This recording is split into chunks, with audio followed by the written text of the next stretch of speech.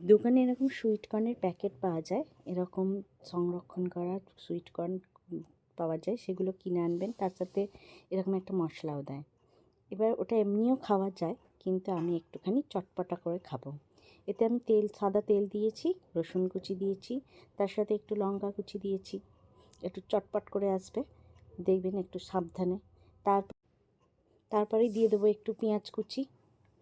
পেঁয়াজ কুচিটা বেশ লাল করে ভাজবেন না যেন, এটা জাস্ট একটুখানি তেলেতে নাড়িয়ে নেবেন, মানে টস করা বলে আর কি। একটুখানি বেশ কচকচে থাকলে বেশ খেতে ভালো লাগে। আমি পেঁয়াজের পরিমাণটা অল্প দিয়েছি, আপনারা চাইলে একটু বেশিও দিতে পারেন। আমার কাছে ধনেপাতা ছিল, তাই জন্য একটুখানি ধনেপাতা দিয়ে দিয়েছি। ধনেপাতা শীতকালে না দিলে তো সব রান্নাই মনে হয় যেন অসম্পূর্ণ রয়ে গেল। এবার একটু নুন দেবো। পেরি পেরি মশলা আছে, যেটা আর কি প্যাকেটে দিয়েছে, তার সাথে নুন আছে বলে। তারপর ওয়েস্টার সস দেবো, এতেও একটু নুন থাকে, তাই না নুনটা একটুখানি ভেবেচিন্তে দিতে হবে। আর একটু দিয়ে দেবো টমেটো সস। ব্যাস, এগুলো বেশ ভালো করে করে নিতে হবে, মিক্স করে নিতে হবে। আর এই সস দেওয়ার ফলে যাতে পুড়ে না যায়, তার জন্য সামান্য একটু জল দিতে হবে।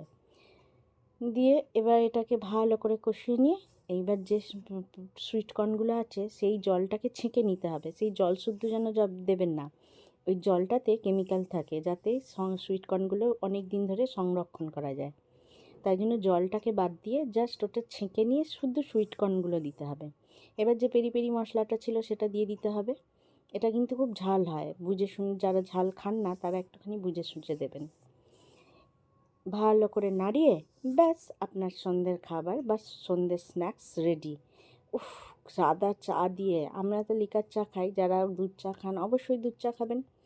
লিকার চা আর আদা দিয়ে আর এই স্ন্যাক্স, উফ, সন্ধেবেলা, শীতের সন্ধেবেলা যা দারুণ লাগে খেতে, কি বলবো। আর বাচ্চাদেরও ভীষণ প্রিয় এই খাবারটা।